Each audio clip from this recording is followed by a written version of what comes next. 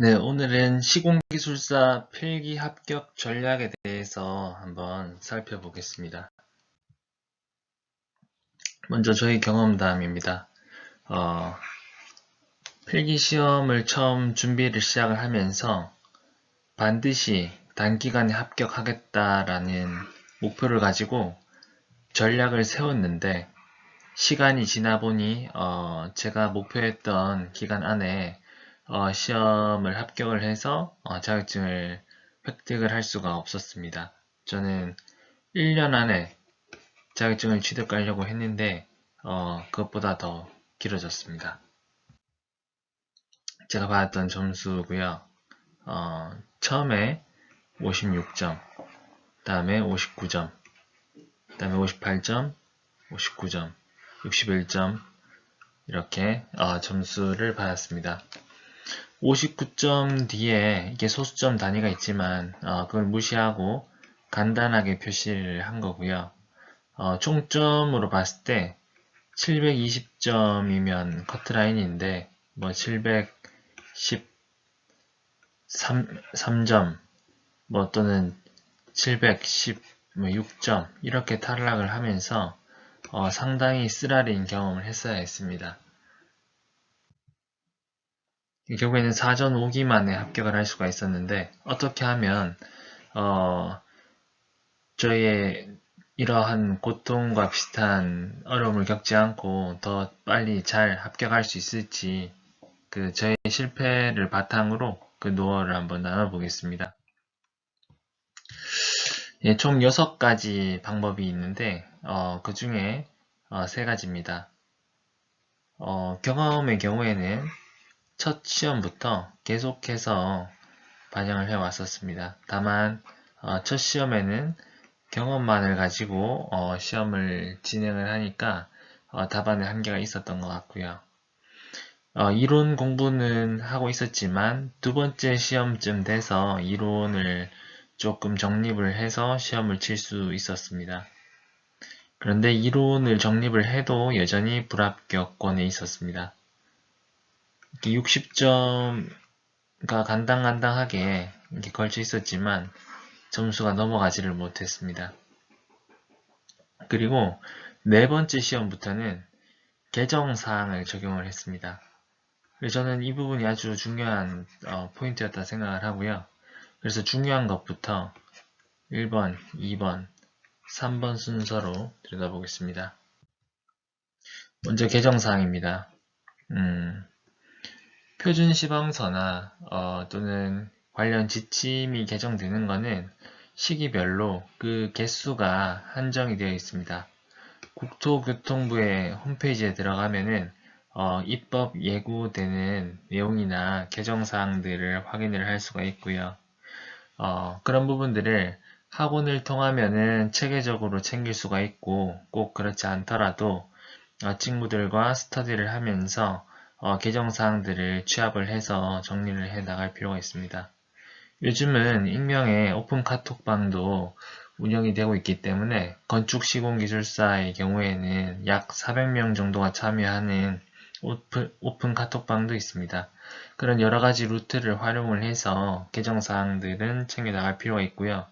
물론 본인이 스스로 챙기는 것도 좋은 방법이고 다만 시간적인 제약이 있다 보니 이렇게 여러 각도에서 도움을 받는 것도 좋은 것 같습니다. 네, 이 내용은 산업안전관리비를 집행할 수 있는 기준이 개정됐던 사례를 제가 공부했을 때 당시 기준으로 답안화했던 내용을 참고적으로 가지고 와봤습니다. 이렇게 비율에 대한 것을 그래프로 나타내서 뭔가 보기가 편안한 도식화를 했었습니다. 다음 두 번째로는 이론입니다. 이론에 대해서는 그 깊이에 대한 공부 측면에서는 참 깊게 갈수록 그 끝없는 공부가 될 수도 있지만 저는 감히 서브노트에 대한 확보가 관건이라고 생각을 합니다. 많은 강의나 자료를 봤을 때는 결국에는 이 한 페이지에 들어가는 22줄짜리 이 기본 양식에 대한 다반화가 되어 있지 않는 경우가 대부분입니다. 이 경우에는 스스로 이렇게 기본 기초 자료를 다반화하는 그 절차가 필요한데 상당한 에너지가 소요되고요. 또 이 내용이 이게 다반화를 해서 쓸 만큼 가치가 있는 내용인지도 따져봐야 됩니다. 그래서 시중에는 종로학 기술사 학원 기준으로는 오늘 그 홈페이지를 들어가 보니 온라인 서점에 이러한 서브노트를 팔고 있습니다. 제가 공부했을 때보다는 조금 더 업그레이드가 됐을 걸로 생각이 되는데 제가 공부했을 당시에는 주황색 서브노트를 팔았었습니다. 근데 하지만 이 홈페이지에 기본적으로 제공되는 서브노트는 저는 한계가 있다 생각을 하고요.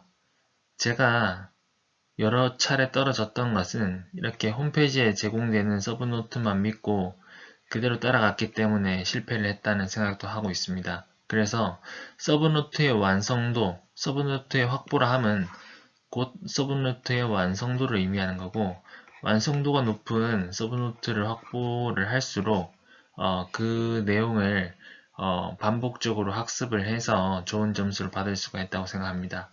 저는 이렇게 사보지 않았지만 이렇게 좀 유명하신 분들이 파는 그런 유료 서브노트를 약간의 자금을 투자를 해서 구입해서 공부를 하는 것도 시간을 조금 더 아낄 수 있는 좋은 방법이 된다고 저는 생각을 합니다. 다른 곳보다도 특히 이 서브노트를 확보하는 데 대해서만큼은 투자를 할 필요가 있고 가치가 있다고 생각을 합니다. 다음은 경험입니다. 경험 또한 좋은 답안이 될 수 있습니다. 다만 다반화하여 준비를 한다. 저는 철저하게 이 다반화하는데 초점이 맞춰져 있다고 생각을 합니다. 같은 경험을 가지고 있어도 막상 머릿속에만 있던 것을 적으려고 하다 보면은 이렇게 답안지에 적었을 때 아주 평이한 서술 형태가 되는 경우가 많고 그렇게 되면은 글씨가 빽빽하게 들어가서 작성하는 데는 시간도 오래 걸리고 보는 사람에게는 크게 임팩트도 주지 못하는 경우가 있습니다.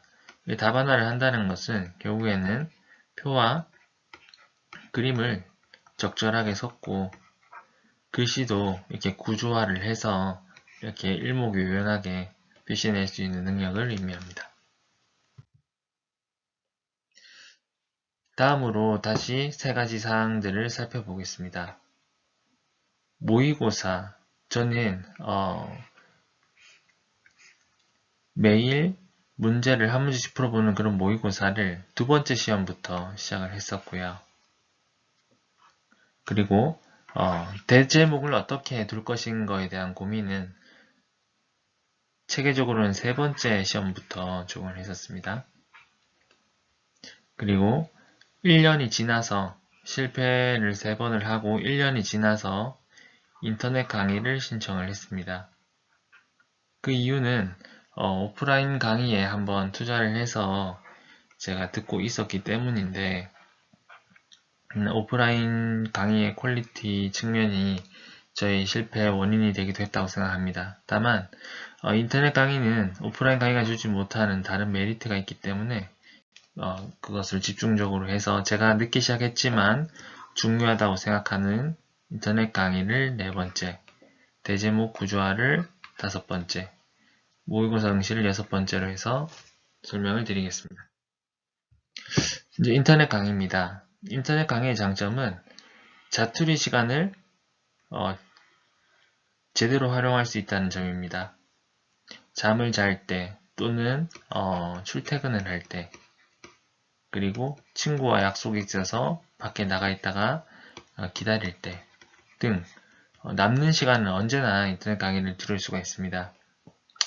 화면을 보면서 들을 수도 있지만 필요하다면 화면을 꺼놓고 소리만 들어도 인터넷 강의를 들을 수가 있습니다. 그리고 참고적으로 또 하나 좋았던 부분은 인터넷 강의를 들으면 조금 이렇게 노하우가 담긴 그래프를 얻을 수가 있었습니다. 시중에서 얻을 수 있는 그런 서브노트에서 볼 수 없던 그런 그래프들이 예시로 넣었지만 다양하게 이렇게 제공이 되고 그런 부분들을 노트화를 한다면은 상당히 차별적으로 풍성한 답안을 작성해낼 수가 있습니다. 다음은 대제목 구조화입니다. 특히 용어에서 크게 더 도움이 되는데요. 제가 다녔던 학원에서는 대제목을 용어에서 3개로 하면 된다라고 가르쳤었습니다. 아마 그 시절에는 맞았을 수도 있는데 그 강사분이 시험을 치고 난 지도 이미 10년이 이상 지났던 상태였고 그분이 계속해서 기술사에 대한 연구 활동을 하고 있는 건 또 아니었기 때문에 저는 이렇게 1, 2, 3으로 해서 용어 답안을 적는 방법으로 배운 대로 시험을 쳐봤는데 번번이 실패를 했습니다.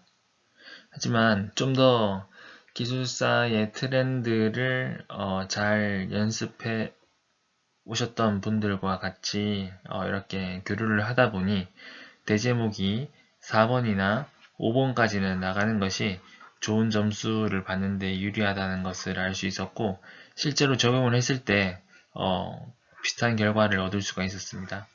그래서 서술도 물론 대제목을 잘 잡는 것이 중요하지만 용어에서는 대제목을 꼭 4개 이상 이렇게 정하는 게 좋겠습니다. 그래서 정의를 보여주고 개념 도해를 보여주고 이렇게 시험 순서와 그리고 각 결과 이용이나 장단점 같은 것들 그리고 공법 비교나 참고적인 공식이나 기타 연관된 알고 있는 사항들을 보여주면은 훨씬 더 공부의 깊이가 깊다는 인상을 줄 수가 있습니다. 다음으로는 모의고사입니다. 매일 용어 한 문제, 서술 한 문제를 시간을 재면서 푸는 것이 좋습니다. 처음에 부담이 된다면 시간은 무시를 하고 시작을 했다가 조금 단련이 됐을 때부터 시간을 재면서 진행을 해도 됩니다. 그리고 평일에 월, 화, 수, 목, 금에 용어 한 문제와 서술 한 문제를 푸는 것이 또 시간이 부담이 온다면은 주말에 몰아서 5문제씩을 풀 수도 있습니다. 그래서 한 주 내에서는 주당 용어 5문제, 서술 5문제를 푼다고 생각하고 그 주가 넘어가지 않도록 그 분량 관리를 하는 게 좋을 것 같습니다. 네, 이상으로 아주 다양하고 여러 가지 측면이 있지만 간단하게 6가지 측면을 살펴봤습니다. 제가 계속해서 강조하는 포인트는 답안화를 하고 답안화를 하고 답안화를 하는 것입니다. 그렇게 준비된 자료를 통해서 연습 그리고 준비를 하는 과정에서도 연습 이렇게 진행을 하다 보면은 어느새 답안 작성도 익숙해지고 이렇게 더 나은 퀄리티로 시험에 합격을 할 수 있으리라 생각을 합니다. 이상입니다.